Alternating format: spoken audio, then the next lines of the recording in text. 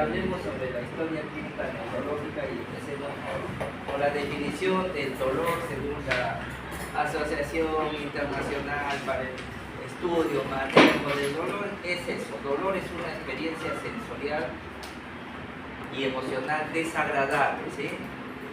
Es patológico que alguien experimente el placer con el dolor, ¿sí? Asociada a daño tisular real o potencial, es decir, es un mecanismo de defensa que tenemos nosotros todos los seres vivos.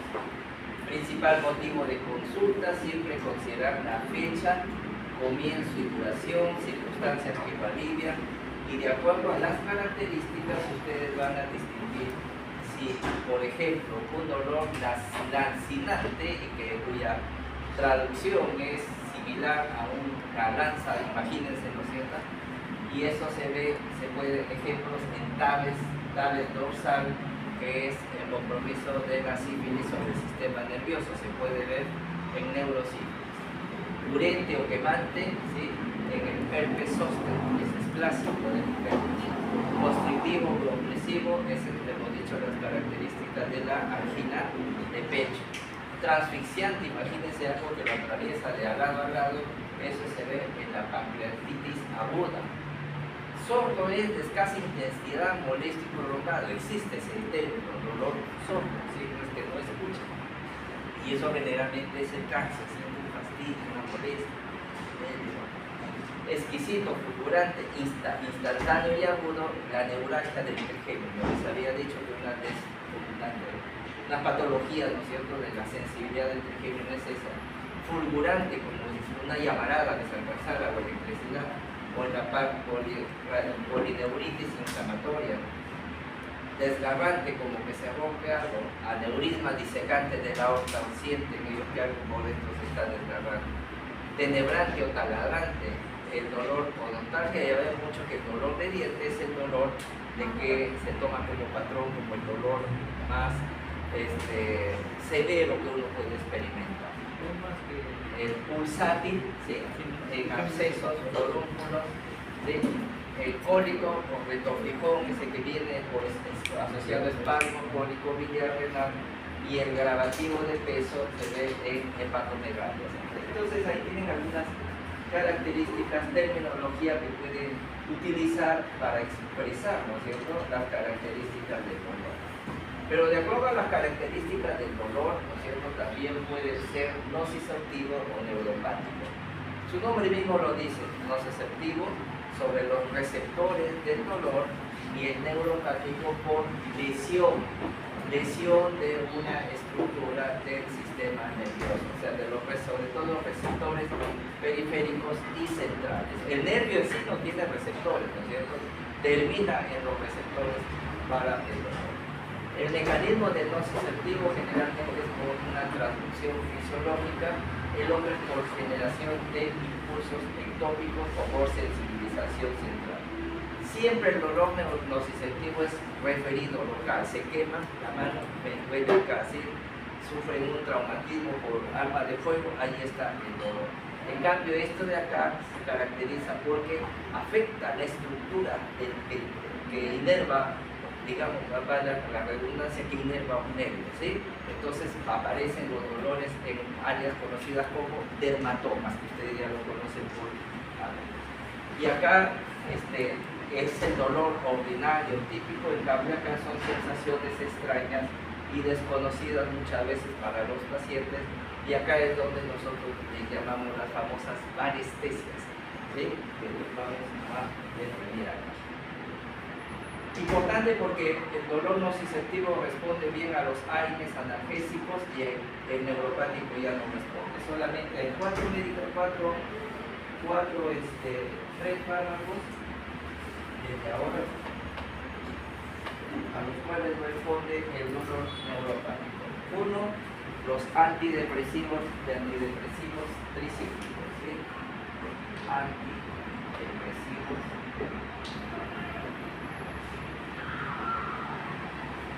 Dos, los opiáceos. Y tres, los anticonvulsivantes.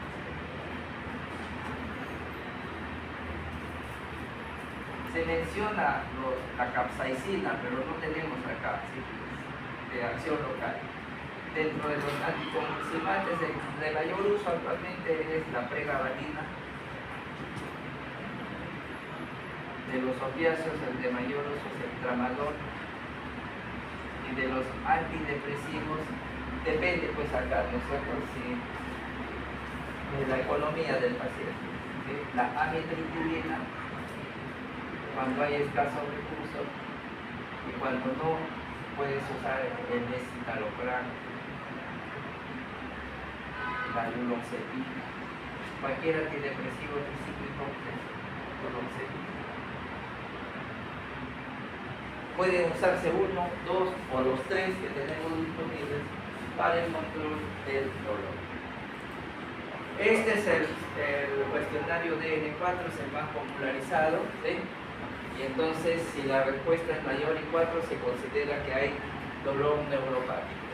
Entonces uno le pregunta las características, si es de quemazón, es de frío o calambre, entonces ahí tiene un punto cada uno, ¿sí? Si está localizado en el dolor, si es hormigueo, como alfileres, entumecimiento, picazón, sí o no, si hay hipoestesia o si al tacto o hipoestesia a la punción, y si aparece el dolor cuando hay un cepillado suave de la piel. Esto de acá es lo que se conoce como, ¿con qué otro nombre se conoce? Cuando se provoca un dolor con estímulos que normalmente no producen dolor. Eso es lo que se conoce como alodinia. ¿Sí? Entonces, miren, de todos ellos, el componente más fuerte, que identifica mejor al dolor neuropático es esto de acá, ¿no es cierto? La presencia de alodinia. ¿Sí? ¿Sí? El dolor agudo y crónico, esto es importante porque el dolor agudo generalmente obedece a una amenaza. ¿Sí? En cambio, el dolor crónico ya simplemente es por un problema de sensibilización central. Cuando decimos que el dolor es agudo o crónico, 3 meses. Menos de 3 meses es agudo, ¿sí? Más de 3 meses se vuelve crónico. Muchas veces los dolores agudos son somáticos, pero la sensibilización, la persistencia del estímulo puede volverse crónico, y aquí ya en esto de acá el manejo es para aliviar y el manejo es mantener la función. Ya nuevamente aparece la alodinia, que es el elemento más significativo o que identifica más al dolor neuropático. Ejemplos de dolor neurítico, todos conocen la presencia de vesículas y que después se vuelven costras, y observen, sigue, ¿sí? la ubicación de un dermatoma o 2 dermatomas, ¿sí? Se distribuye a lo largo del dermatoma. Entonces ese es dolor vivo, intenso, persistente, que se exacerba por la atracción de los troncos nerviosos y se sobrepone al trayecto del nervio periférico. Entonces el zóster es el ejemplo prototipo del dolor neuropático. El dolor radicular ya habíamos visto, ¿no es cierto? La ciática, ¿sí? ¿Qué características tiene? Hay disminución de la fuerza distal, ¿sí? ¿Qué más hay? Es asimétrico, aparecen sensaciones, ¿no es cierto?, de alteraciones de la sensibilidad, y el dolor que se localiza en la parte posterior, o es preferido en la parte posterior de la pierna afectada. ¿Qué son las parestesias? Y ahí está, sensaciones espontáneas, no necesitan estímulo, ¿sí? Comparadas a la sensación de hormigueo, algún adormecimiento, frío, calor o pinchazos, y que no requiere del estímulo exterior. Y a eso se llama parestesia. Y alodinia, dolor debido a un estímulo que normalmente no debe provocar dolor. El tacto suave, a veces respira sobre la piel y hasta eso le duele, el moverse que no debería. Hiperalgesia es un término muy genérico, ¿no es cierto? Una respuesta aumentada a un estímulo doloroso percibe más. Hiperestesia es el aumento de la sensibilidad, como las sensaciones de cosquillo. Pequeñas diferencias sutiles, pero les sugiero que este término lo manejen bien, y alodinia también. Nosotros son medios confusos. Parálisis ya hemos visto, ¿no es cierto? La parálisis facial o periférica también se le conoce con el nombre de parálisis de Bell, ¿no es cierto? Y el signo de Bell es donde está acá, ¿no es cierto? Cuando le pides que cierre el ojo, ¿sí? Se expone el lado paralizado, se expone la esclerótica blanca. Perfecto. Ahí está. El signo de Bell se le pide al paciente que cierre el globo ocular del lado paralizado, se dirige hacia arriba, quedando la esclerótica. Y eso confirma que estás ante una parálisis, acá está el signo de Bell, ¿no es cierto? Ante una parálisis periférica. Bien, eso es lo más importante. Lógicamente hay desviación de la comisura facial. ¿Hacia dónde se desvía la comisura facial? ¿Hacia el lado paralizado o hacia el lado contrario a la de la parálisis? Siempre al lado contrario, porque predominan los músculos antagonistas. Y la frente lisa, porque también porque la parálisis periférica compromete toda la hemicara. En cambio, la central solamente en la parte inferior de la cara. Parece ahí la disminución de la fuerza. Y lo que están viendo aquí es la maniobra de Minganzi. A veces, y esto es para detectar si hay una debilidad muy sutil. Tú le pides al paciente que sostenga los brazos y en ese momento le pides que cierre los ojos, porque los ojos pueden corregir el déficit. Y cierra y inconscientemente una mano, la paralizada, va a caer más. Se le conoce como maniobra del juramento, descrita por Minganzi, y es para la detección. Entonces no se olviden la maniobra del juramento, así se le dice, maniobra del juramento, o de Minganzi. Entonces es para detección de paresis, debilidad, ¿sí? Ahí está, el término que tenemos que manejar nosotros. Hemiplejía, ya saben ustedes, la parálisis de medio cuerpo, monoplejía, parálisis de una extremidad, sea brazo, sea pierna. Ya hemos dicho que una hemiplejía indica que la visión está en el cerebro, pero la monoplejía, donde está a veces solamente en el plexo braquial, en la parte periférica. Paraplegia, este término no se olvide, paraplegia es la parálisis de ambas piernas. Y una paraplegia, ¿no es cierto?, muchas veces se debe, ¿no es cierto?, cuando hay paraplegia el compromiso está a nivel de la médula, ahí se ha lesionado, ¿sí? Cuadriplegia, ya las cuatro extremidades están paralizadas, ¿no es cierto? El tono muscular es la resistencia que normalmente se ofrece al movimiento. Si está disminuida, hipotonía, en los niños con parálisis cerebral infantil, ¿sí? Habrán visto, y cuando está aumentada, hipertonía, y esto se ve en la fase tónica de las convulsiones. ¿Cómo diferenciar una? Esto es importante cuando llega una persona, además del examen clínico, esa cosa, ¿cómo diferenciar si el problema está en la primera neurona, en el cerebro que la comanda, o en la neurona del relevo que está en la médula espinal? Y acá, en la motoneurona superior e inferior, ¿no es cierto? Graben estas dos columnas. Cuando la lesión es de la primera neurona, no hay casi atrofia muscular. En cambio, cuando es de médula o neurona inferior, sí presenta atrofia grave desde tempranas etapas. En la superior no hay fasciculaciones, en cambio en la inferior es común. Fasciculaciones, no, de repente ustedes por fatiga, cansancio, han notado que los músculos empiezan a contraerse, o el párpado a veces empiezan por fatiga, eso es normal, ¿sí? Pero que en ellos es debido por fatiga, por cansancio, pero también se puede ver por eso.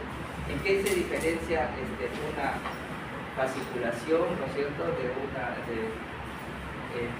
las fasciculaciones normalmente no originan desplazamiento de las extremidades, solamente es el músculo, ¿sí? El tono aquí siempre hay resistencia, es espástico, aquí es atonía, no hay resistencia. Se distribuye piramidal y esto es segmental a partir de la médula. Y la diferencia, se lesionó la médula, la neurona inferior, no hay reflejo. Se rompió el arco reflejo, hay reflexia y correflejo. En cambio en el otro se exacerba, apenas lo tocas y el paciente está solidificando. Y signo de Babinski, lógicamente la superior está presente y en la inferior está ausente, por lesión del tracto o la vía piramidal que deja la vía extrapiramidal libre. Ambas vías son importantes. A ver, las cefaleas, ¿no es cierto?, es motivo de consulta, ¿sí?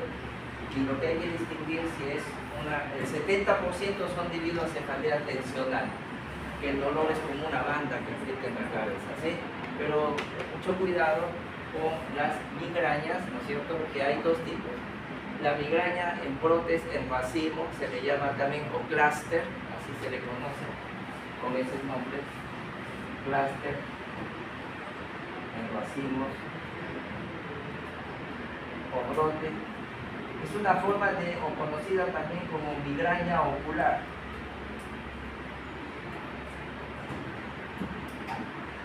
Entonces, el dolor empieza en el ojo y a partir del ojo se extiende el dolor de cabeza, ¿sí? El dolor da y alrededor de un ojo, y estos pacientes se van acompañados de visión borrosa, congestión nasal, ¿sí? Y es clásico. A diferencia de la migraña, ¿no es cierto?, que hay dolor, náuseas, cambios visuales típicos, o sea, lo que le llaman aura. El migrañoso muchas veces empieza a percibir olores raros, sonidos raros, luces, y ya sabe que le va a venir el dolor de cabeza, ¿sí? Algunos, otros no lo tienen. Y la característica es que afecta medio cráneo, a veces el derecho, a veces el lado izquierdo. Y otra condición muy parecida son los pacientes que tienen sinusitis, ¿sí? Que detrás de los pómulos y detrás de la frente, porque aquí están los senos frontales y hacia acá están los senos maxilares.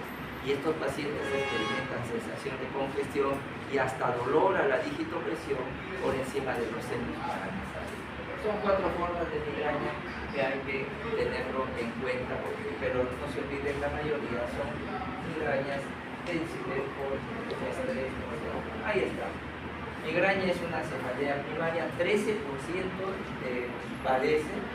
Estas estadísticas habitualmente el inicio es en la adolescencia y en la infancia.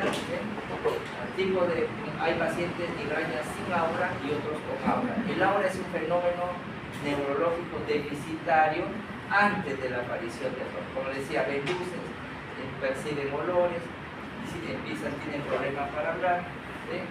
Generalmente se presenta en forma de crisis, frecuencia, duración variable de una persona a otra, ¿sí? En algunas ocasiones se localiza en la hemicrania o alrededor del ojo, o sea, te puede dar como la migraña clásica o la llamada migraña en pacientes, migraña ocular.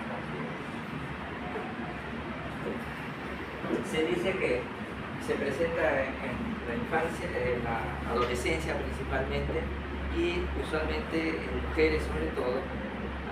Se dice que después del primer embarazo los episodios de migraña tienden a desaparecer, entonces pareciera que hay un desorden hormonal, ¿no es cierto? Y que ya con el embarazo se estabiliza. Lógicamente nadie le va a recomendar que se embarace, ¿no es cierto?, para curar la migraña. Nunca, ya saben ustedes, la arteritis de la arteria temporal, recuerdan los criterios operativos, ¿sí? Paciente de qué edad, mayor de cuánto, mayor de 50 años, velocidad de sedimentación floral mayor de 50 y sensibilidad o dolor, donde en la región preauricular, porque por ahí es donde discurre la arteria temporal, rama de la carótida interna. Ahí está, ¿no es cierto? Velocidad, edad, cefalea y dolor a la disminución del pulso en el territorio de la temporal. Esto hay que darle tratamiento. También se le conoce como enfermedad de Houghton, arteritis de las células gigantes, porque si tiene la mala suerte de afectar la arteria retiniana, entonces este paciente simplemente puede quedar ciego, ¿sí? Cuando una cefalea es la mayoría son tensionales, pero cuando una cefalea puede tener signos de riesgo, de peligro, ¿sí? Red flag que le llaman, ¿sí? Aquella cefalea cuya frecuencia e intensidad va en aumento. Antes me daba cada mes, pues ahora cada semana la tengo la cefalea. Mucho cuidado, puede haber alguna lesión orgánica que está creciendo dentro del cerebro. Toda cefalea de inicio por encima de los 50 años, esa no es buena, ¿sí? Cuando la cefalea es referida como la más intensa que haya experimentado el paciente, esa tampoco es más buena, no es buena. La que se empeora con el esfuerzo, valsalva o decúbito, porque probablemente está reflejando aumento de la presión intracraneal. Si el paciente tiene alguna enfermedad sistémica, por ejemplo, si el paciente tiene VIH-Sida y tiene cefalea, VIH-Sida más cefalea, entonces yo digo, no más, ¿a qué cosa es igual? Meningoencefalitis, ¿sí? Recordar que en los pacientes en estadio SIDA, su sistema de respuesta inmunológica, su respuesta inflamatoria está anulada, cero, ¿sí? Entonces estos pacientes con VIH-Sida no van a presentar los signos meningios, no hay rigidez de nuca, no hay kernel, no hay brucitis, y el único elemento que los puede llevar al diagnóstico es la cefalea, ¿sí? Y a esos pacientes hay que hacerle punción ductal. Cefalea en pacientes que presentan cáncer, coagulopatía o están en tratamiento, porque puede ser una hemorragia o una metástasis. Cefalea asociada a convulsiones. Cuando hay alteración de la conciencia, aquí no le he aludido a la otra vez, o cuando hay cambios, una característica crónica nuevamente se vuelve más aguda, más frecuente. Y la migraña con aura atípica. Aura atípica es cuando no hay solamente las problemas musculares. El examen neurológico, ¿no es cierto? En el examen mental hay que examinar la conciencia, ver si está despierto, en estado de vigilia, y la atención si responde o no adecuadamente a los estímulos que nosotros le hacemos. Somnolencia es aletargado, despierta al estímulo que responde de forma coherente. Si le dejas al lado, si le dejas de hablar, se duerme el paciente. O nubilado es como un estado de sueño, le cuesta despertar y responde a veces en forma incoherente. El estupor necesita estímulo doloroso y el coma es aquel que solo no responde ni a estímulos verbales ni a estímulos dolorosos. Entonces pueden utilizar esta descripción, ¿sí?, para describir el estado de conciencia. Sobre orientación espacial, siempre preguntarle dónde se encuentra, temporal, en qué mes estamos, ¿sí?, y personal, preguntar el nombre y apellido de la persona. Con eso es suficiente para saber si la persona está orientada en tiempo, en espacio y persona. La conducta lo observamos si es adecuada, si está agitado, si está tranquilo, sonriendo. Y en cuanto a comportamiento es interesante fijarse en lo que es la higiene personal. ¿Ya? Este es interesante porque a veces ustedes conocen el viejo verde, ese que le gusta enamorar a las chibolas. Sí, entonces, el viejo verde clásicamente, ¿sí?, es una persona que suele usar prendas de vestir completas, zapatos, pantalón, a veces corbata, camisa, ¿sí?, chaleco, pero hay una característica que es la higiene, es muy descuidada, ¿sí? La camisa con los cuellos sucios, ¿sí?, las mangas sucias, el pantalón. Ahora ya no se planchan los pantalones, pero en esa época zapatos sucios, no están. Y entonces a eso se le llama el síndrome de la ruina de la configuración personal. Y ese es un estado ya temprano de demencia que ahora se llama síndrome cognitivo mayor. Están cambiando las cosas a las enfermedades, así que hay que estar atentos. Pero ese puede ser lo que nosotros hasta hace poco llamábamos demencia. Y empiezan a enamorar a las chibolas, ¿sí?, que no es normal. Salvo que tenga plata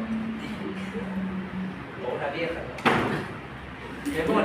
Memoria inmediata.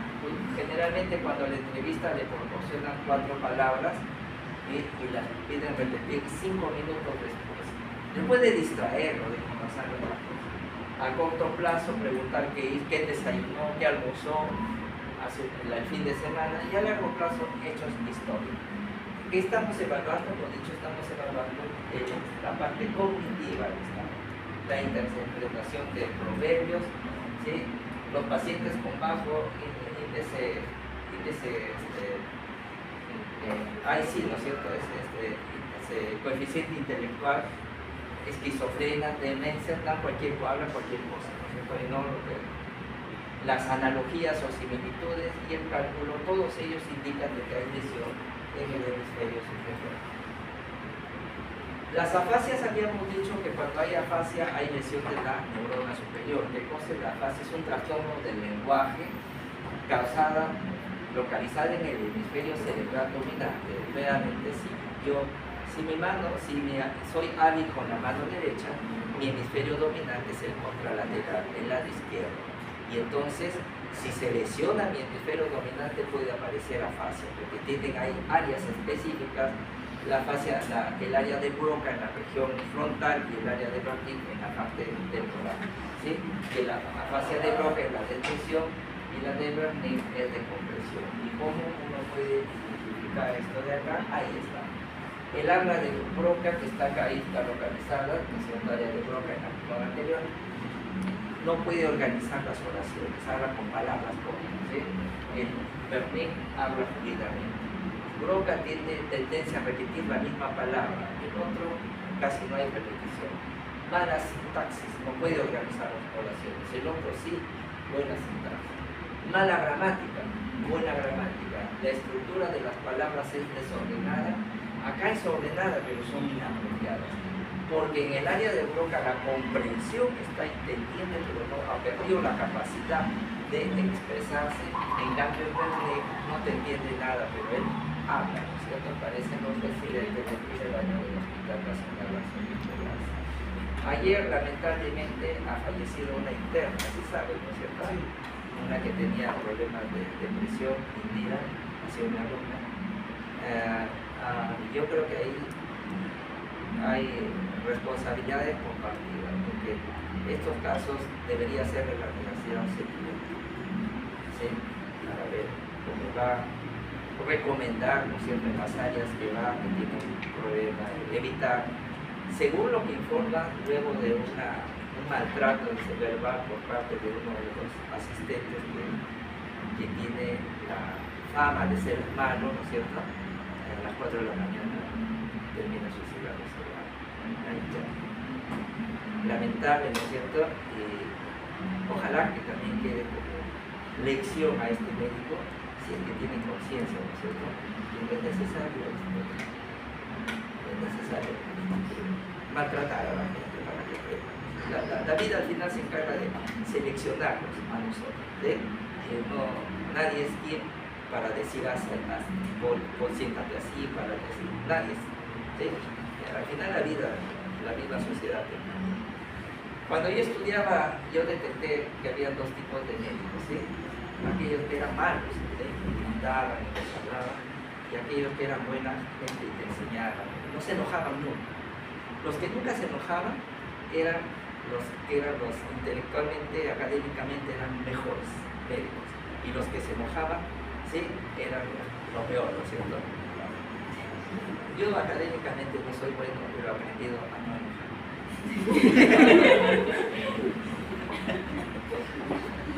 Hay algunas formas de apraxia ya, y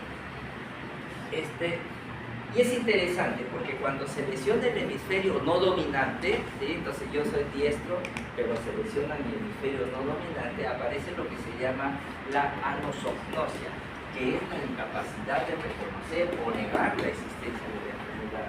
Y a veces van a ver ustedes pacientes que vienen con el medio cuerpo paralizado, pero se ha lesionado el hemisferio dominante y no se dan cuenta. Están en la cama como está, y está con su periódico ahí, leyendo. Te imaginas a cualquiera que tenga medio cuerpo paralizado, es media vida que se le acaba, ¿no es cierto? Planes, proyectos, trabajo, pero lo más tranquilo. No reconoce que tiene medio cuerpo paralizado. ¿Cómo ve el brazo? Ahí viene y se paraliza el brazo. ¿Sí? Cuando se lesiona el epitelio. Estereognosa es esa capacidad para reconocer los objetos por el tacto, ¿sí? No reconocer. En general, agnosia es la incapacidad para reconocer los objetos a través de los sentidos. Es un término bastante general. Los pares craneales ya hemos hablado, ¿no es cierto? Solamente para repasar, ahí está el primer par craneal, olfatorio, y algunos trastornos que pueden aparecer cuando se lesiona la enorme incapacidad para percibir. Hiposmia percibe, pero en menor. Hiperosmia exagera los olores. Cacosmia, todo le sale a caca, ¿no es cierto? Parosmia es un trastorno que produce distorsión, o sea, hay el olor, ¿no es cierto?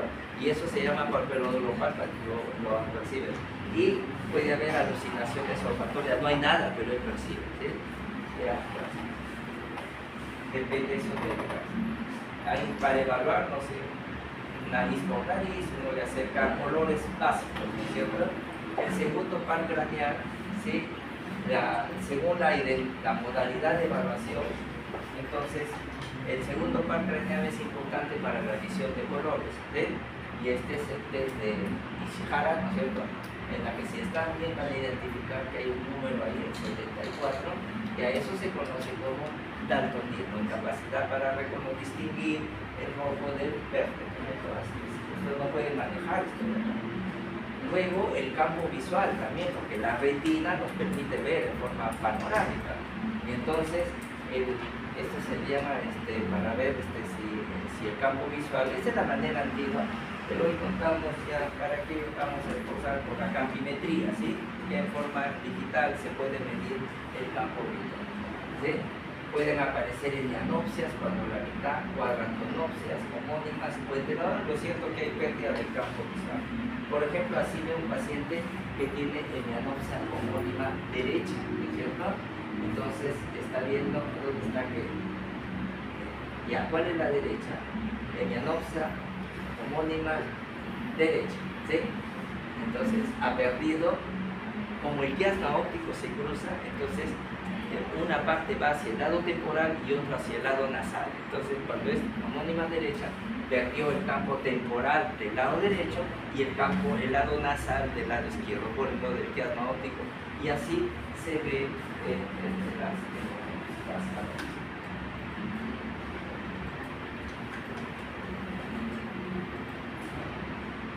el fondo de ojo, ¿no es cierto?, es para a través de ello podernos determinar algunas enfermedades que debemos de ver. Esas son las estructuras que se deben ver. La llamada internacional de esos son este es el delegado. Aló, Luis, hola. Dime. No, pero ya hablamos para mañana, creo que se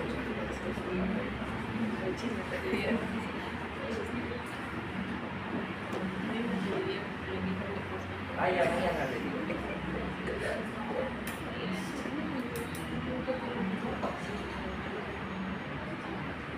No, se va un rato, acompañen con la promesa de que regresen.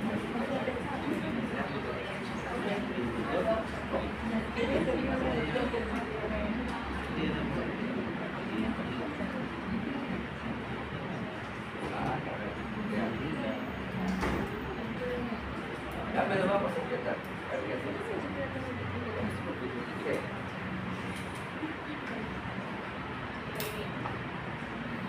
Y trata de evolucionar todo lo que pueda. Claro, ya está. Ya. Ya. Mejor pues. Ya. Hay que aumentar. Listo. Ya.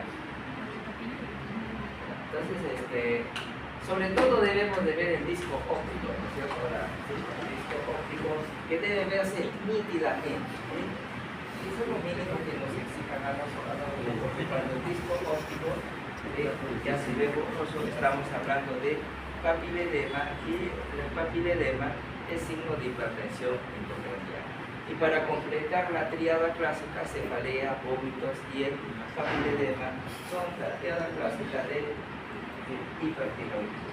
El tercer par craneal, ¿no es cierto?, va a haber alteraciones de los movimientos oculares, pero también tiene que ver con el reflejo pupilar, el reflejo consensual y el reflejo de convergencia. ¿Cómo es esto? ¿Sí? El reflejo de convergencia, la mirada, ¿no es cierto?, que se dirige hacia un punto focal central, debe ser el reflejo de acomodación, que tiene que ver con la adaptación del cristalismo a los objetos cercanos. Y ¿qué más? Convergencia, acomodación y nada más, pero ¿no es cierto? Acomodación, cercanía, convergencia. También a través del tercer par craneal va el sistema parasimpático, y cuando se estimula el sistema parasimpático, las pupilas se hacen más pequeñas, ¿no es cierto? Hay miosis. Cuando se estimula el sistema simpático, las pupilas se dilatan. ¿Cómo puede provocar la estimulación del sistema simpático en el paciente para saber? ¿Sí? A ver, es fácil. Mira, a ver, acá la delegada.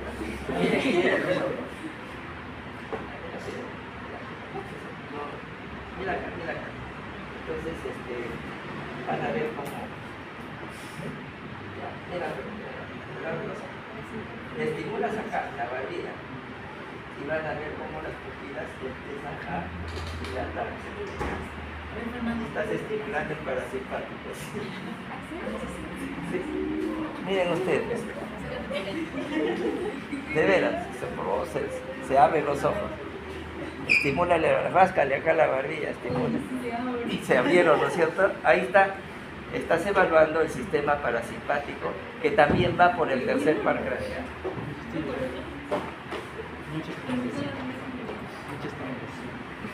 El reflejo consensual, ya este es el otro que faltaba.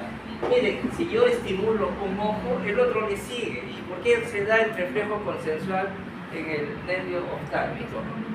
O en el tercer par craneal.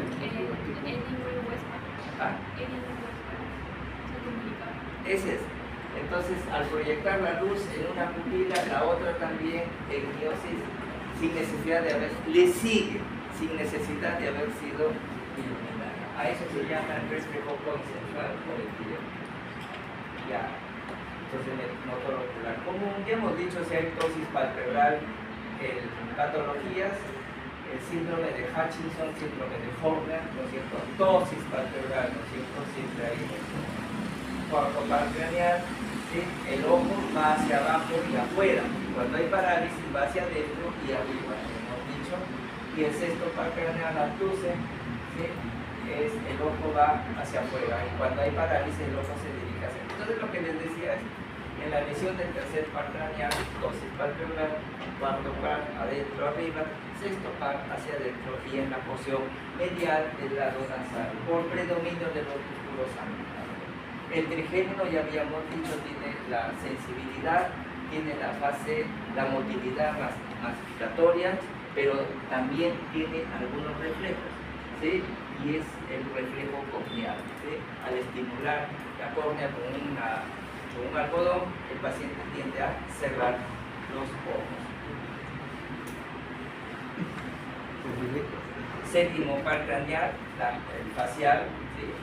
El octavo par craneal está aquí, la audición, el vestíbulo coclear, que tiene que ver con la audición y el equilibrio, ¿sí?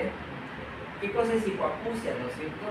Esto es importante si es de conducción o si es de neurosensorial. Conducción significa si está lesionado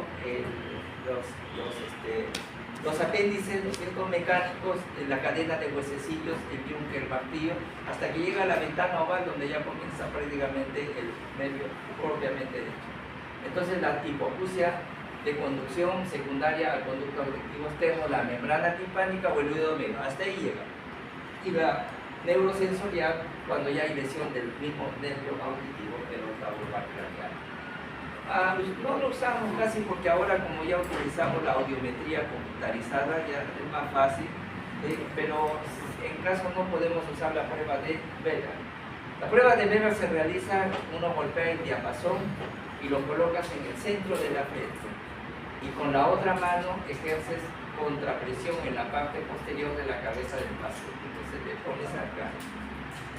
Se le pregunta si oye con más fuerza en el lado izquierdo, en la derecha o en el centro. Entonces, un diapasón a 512 Hz o a 1024, están graduados estos, le colocas en la frente. Si el paciente indica que en qué oído el tono es más fuerte, en la hipoacusia de conducción unilateral, donde la lesión está en el conducto auditivo externo, la membrana o el tímpano, el tono es más fuerte en el oído con hipoacusia, ¿sí? Porque la conducción se va directamente a través del hueso por el medio, ¿sí? No tiene que ir por ahí. En la hipoacusia neurosensorial el tono es más fuerte en el oído normal, porque el diapasón estimula ambos oídos, tanto el interno. ¿Se entiende esto de acá? ¿No se entiende? En la hipoacusia de conducción, nuevamente, donde está lesionado, ¿sí? donde está lesionado el conducto externo, la membrana timpánica o los huesecillos del oído, el tono es más fuerte en el oído que no escucha, ¿sí? Y en la neurosensorial, el tono es más fuerte en el oído normal, porque el oído normal, además de la conducción ósea, va a ser reforzada por la conducción aérea. Ahora sí, ya, listo, esa es toda la prueba. El otro no tiene conducción aérea. El otro no tiene conducción aérea, sí. Por eso lo va a escuchar en el oído donde todavía le queda el nervio, ¿sí? Para conducir. Ya, ese es el tema. Prueba de Rine, ¿no es cierto?, es complementaria y para entender, este es para describir si es conductivo o neurosensorial. Nuevamente el diapasón se pone en el mastoides, en el hueso mastoides, y se le pide al paciente, ¿sí?, que avise en el momento que deja de oír, ¿sí? En el momento que deja de oírlo se le coloca al frente ya del pabellón auricular. ¿Qué es lo que pasa? Se pone el diapasón en el mastoide de un individuo sano, este oirá el sonido hasta que la vibración sea insuficiente y deje de oír. En ese momento, el sonido en la región mastoidea normalmente se percibe por unos 20 segundos. Una vez que deja de ser audible, se coloca frente al conducto auditivo externo, ¿sí? Y debe reaparecer la conducción si es que está bien la conducción aérea, ¿sí?, por 40 segundos más. Y en ese caso, ¿sí?, esta prueba es normal y se dice que Rine es positivo. Entonces, cuando el otorrino de la Rine es positivo, el oído está sano, está normal. En las hipoacusias de conducción, ¿sí?, no, igual, se coloca en el mastoides y cuando deja de oír se coloca ya en la vía aérea, al costado, al frente del oído, y por ejemplo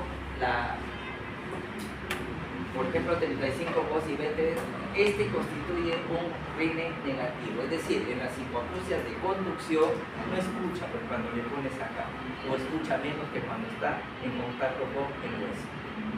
Y en las hipoacusias neurosensoriales, ¿sí?, todo está disminuido, ¿sí? Ese es para saber si es de conducción o neurosensorial, nada más. Ya está.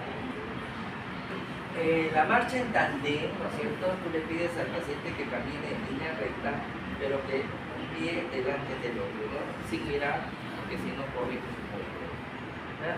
¿Qué valora, no es cierto? El paciente sano puede caminar en línea recta.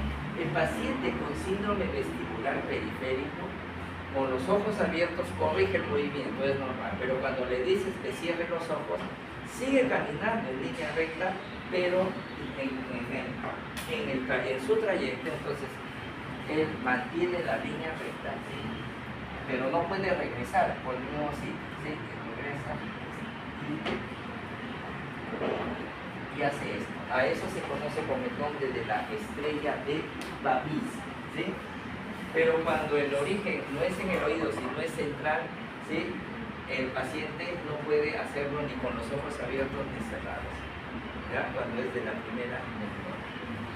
Y bien, seguimos. Entonces, ahí está, la famosa estrella de Babinski. Entonces, cuando es origen vestibular, va y viene sobre la línea, pero nunca puede mantener la línea recta y va dibujando una estrella, marcha ciegas o de Babinski. El noveno par craneal, el glosofaringeo, ¿sí? Evaluación, sobre todo la deglución, ¿sí? Si el paciente tiene reflejo nauseoso, está intacto el noveno y lo mismo el décimo par craneal. El signo de la cortina de Werner indica lesión exclusiva del noveno par craneal, ¿sí? Al hablar, la óvula se dirige hacia un lado de la faringe. Este es un signo propio de la lesión del noveno par craneal. El vago también tiene que ver, ¿no es cierto?, con la deglución, ¿sí? La patología, ausencia de reflejo nauseoso, al igual que el noveno par craneal.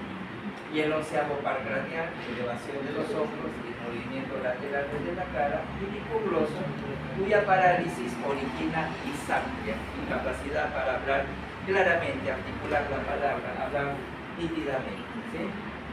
La función motora la evaluamos a través de la marcha y la postura, el tono y la fuerza con la escala de Gauss.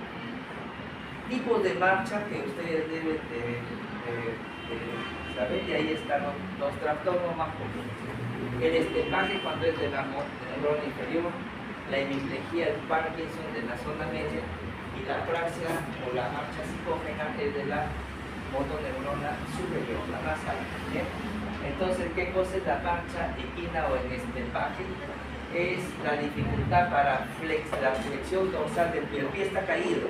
Entonces, el paciente, para evitar arrastrar el pie, lo que hace, levanta la pierna y deja caer el pie, la pierna, el pie, ¿sí? Como si estuviera marchando un caballo, ¿no es cierto? Porque el caballo de paso hace esto. ¿Y qué significa que se ha lesionado el nervio ciático popliteo externo, que pasa a la altura del peroné?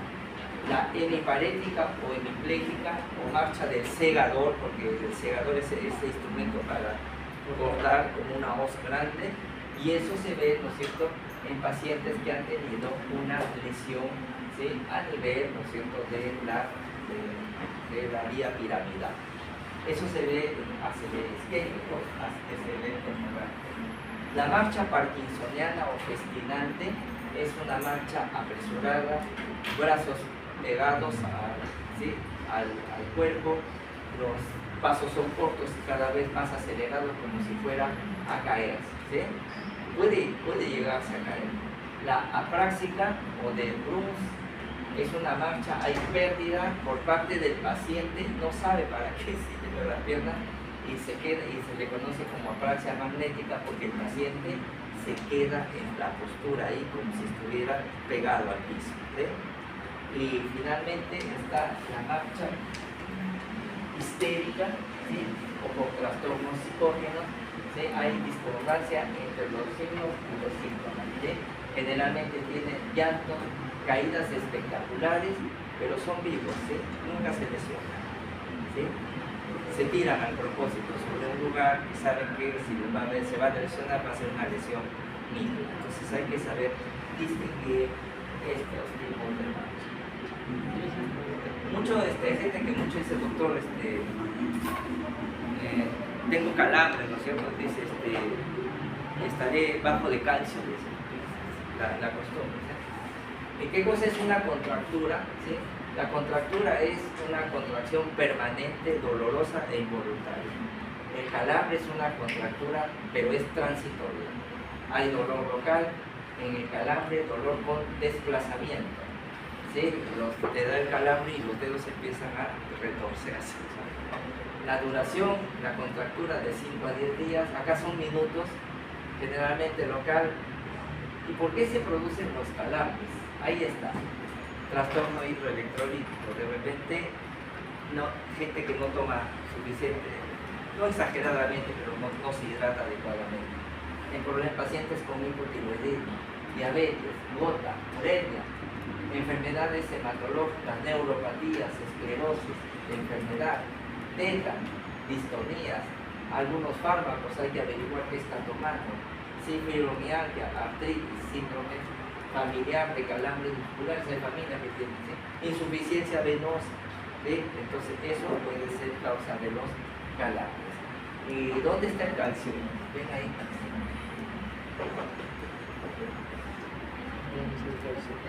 No hay, ¿no es cierto? No dice ahí que la ausencia de calcio pueda originarte problemas de los calambres. La mioclonía y fasciculación. La mioclonía es la contracción breve de un grupo de haces musculares que hace que, por ejemplo, si se contrae esto en mi brazo, origina desplazamiento del brazo. Las fasciculaciones son contracciones de las fibras musculares que no originan desplazamiento de ellas. Entonces, deben haber tenido ustedes mioclonía y fasciculaciones por fatiga muscular usualmente, ¿no? Esta es la escala de Daniels para valorar la severidad, ¿no es cierto? Digo, la fuerza muscular. Y el 5 es lo normal, ¿no es cierto? Movimientos contra resistencia. El 4 es movimientos con una resistencia parcial. Entonces generalmente dice, levante la mano y tú le pones una resistencia y sí lo puede levantar. El 3 es el movimiento no a resistencia, sino solo, pero vence la gravedad. El 2, movimientos en plano horizontal. 1, hace el intento, hay la contracción, pero no se mueve. Y 0, es ausencia total de contracciones y por ende de movimiento. Para valorar sensibilidad superficial, profunda, tacto, temperatura, punto, localización, extensión. ¿Cómo evaluar la sensibilidad? ¿Sí? Utilizar un objeto afilado, ¿no es cierto? Y suavemente, ¿no es cierto? Pinchar, ¿no es cierto? Suavemente el rostro, el torso, los miembros, ¿sí?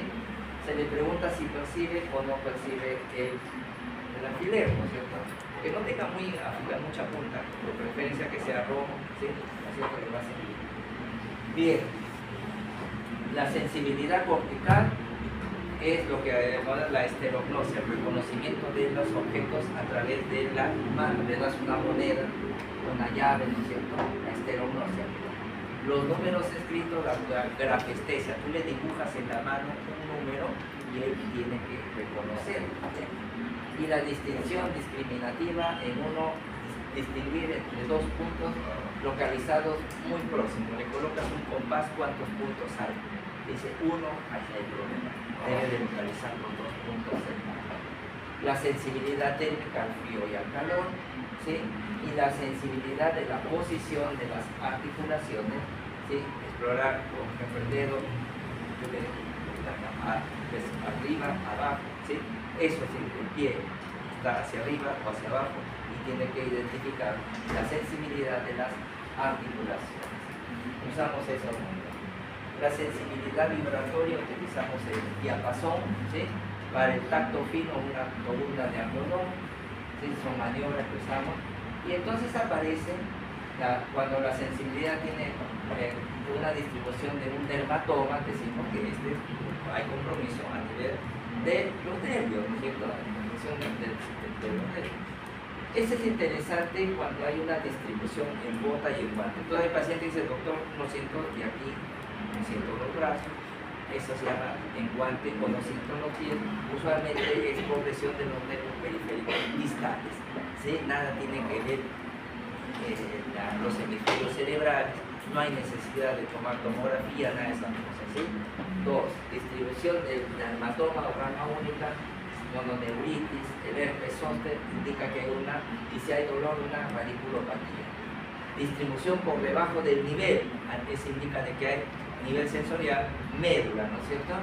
Pérdida de la sensibilidad en cola de caballo, médula. ¿Qué segmento evaluar? El S5, la parte más baja, ¿no es cierto? Patrón cruzado, cara y cuerpo, no siento acá ni en la cara, eso está en el tronco encefálico. Y si hay hemihipoestesia, eso ya está en el cerebro. Entonces, miren, algunos ejemplos que les va a permitir identificar el sustrato anatómico sobre el cual se asientan estas deficiencias que se han mencionado. Apréndanse muy bien eso de ahí. Y ahí está la distribución de los dermatomas, ¿no es cierto? El cerebelo ya hemos dicho que tiene que ver con la coordinación, romper, dedo, nariz, movimientos alternados, talón, caminar y final. La coordinación es dinámica, sí, con movimientos de diadococinesia. El cerebeloso no puede, el dedo, nariz, ¿no es cierto? Son movimientos de coordinación dinámica, o en lo que es deslizamiento talón, rodilla. Indica al paciente con el talón toque el pie y lo deslice hacia la rodilla contralateral, ¿sí? Para después deslizarlo por la cara anterior hasta el pie. Eso no puede hacer el cerebroso. Con ojos cerrados es para sensibilizar. Coordinación estática es la prueba de Romer. Dice que el paciente se ponga, mire al frente y cierre los ojos para sensibilizarlo, ¿sí? ¿Qué significa un romper?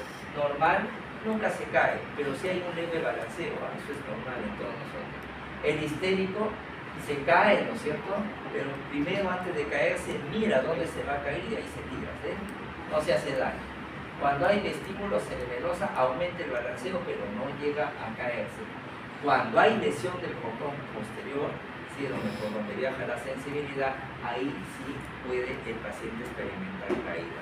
Y ahí están los resultados de la prueba de Romberg, ¿sí? Entonces, digo sus cosas. La prueba de Stewart Holmes, el rebote, ¿se acuerda que le decía? Le dejan soltar y se golpea. Hay oportunidad de crisis. Los reflejos posturales, ¿no es cierto? Este es interesante.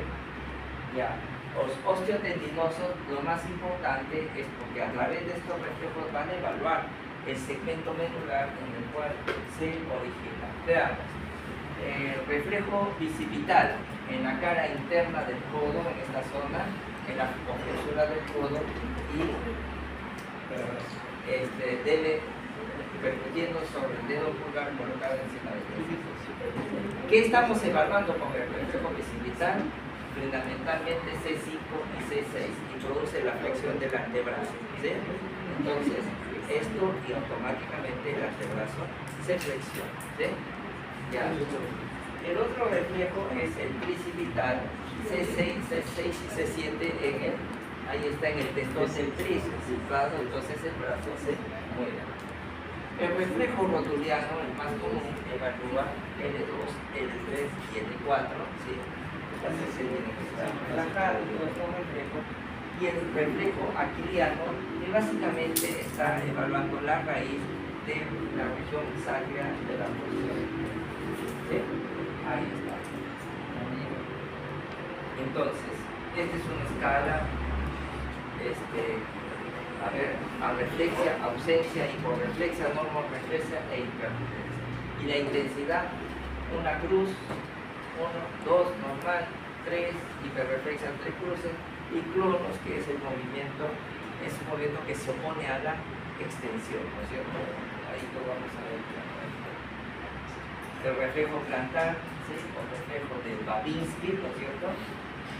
Cuando hay lesión de la vía piramidal, ¿no es cierto? Vamos a encontrar. Y algunos reflejos abdominales, el superior, medio, inferior, el premasteriano que estamos evaluando, el S2, S3, ¿sí? El reflejo corneal, ¿no es cierto? Al tocar la córnea o conjuntiva con un trozo de algodón, ¿no es cierto? El paciente debe de cerrar los párpados, esto es lo normal. Si no, hay alteración. ¿Y dónde está el reflejo corneal? Es una combinación del quinto y séptimo par corneal. Y el reflejo faríngeo, lo que les dice 9 y 10, el reflejo nauseoso, por lo tanto, baja y entra.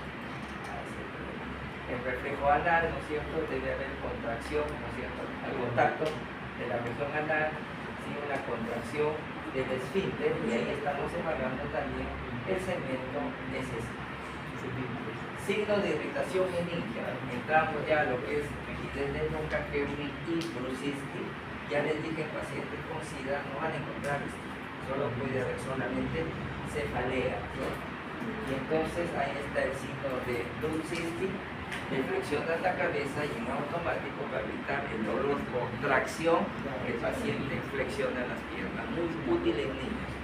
El signo de Kernig, reflexionas a 90 grados y de ahí tratas de elevar, entender, el paciente se opone a la extensión de la pierna por el dolor y la rigidez de nuca y imposibilidad de acercar el miembro al pecho, ¿no es cierto?, por irritación. Hipertensión endocraniana, ¿no es cierto?, recordar que los adultos tienen hasta 150 milímetros de líquido cefalorraquídeo, neonatos hasta 60. Entonces hay gente que cuando uno le va a hacer la punción lumbar se opone, ¿sí?, porque dicen que el médico cuando hace una punción lumbar lo vende ese líquido. Sí, todavía tienen esa creencia. No quiero que le saquen, pues lo va a vender el médico. ¿Sí? Y además, ¿cuánto le voy a sacar? Dice, explicas ahí, mira, va a sacar una muestra, va a estar presente de los 155 centímetros. Ya, buenísimo. Entonces, y cuando hay hipertensión endocraniana, las causas hidrocefalia, ¿no?, trastornos electrolíticos como la hiponatremia, procesos expansivos, tumores, etcétera, todos ellos pueden ocasionar. Y las manifestaciones clínicas básicas es el papiledema, cefalea y vómitos. Y conforme aumenta la hipertensión endocraniana va hacia la bradicardia, alteración de la conciencia y trastornos respiratorios. Esto es casi una emergencia. Entonces, el síndrome de hipertensión endocraniana, el edema de papila, vómitos y cefalea. ¿Sí? No pongo edema de papila porque eso es mucho más significante.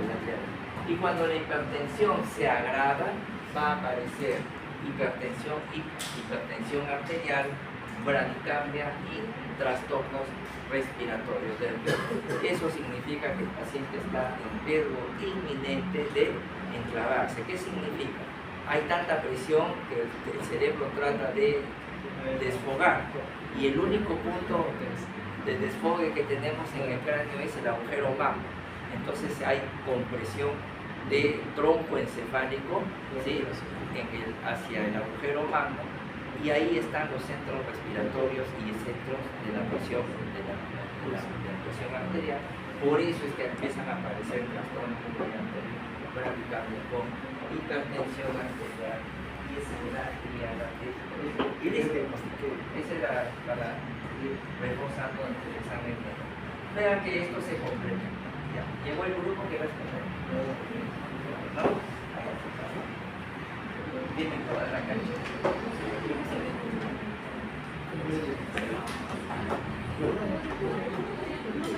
A ver, terminaron ustedes.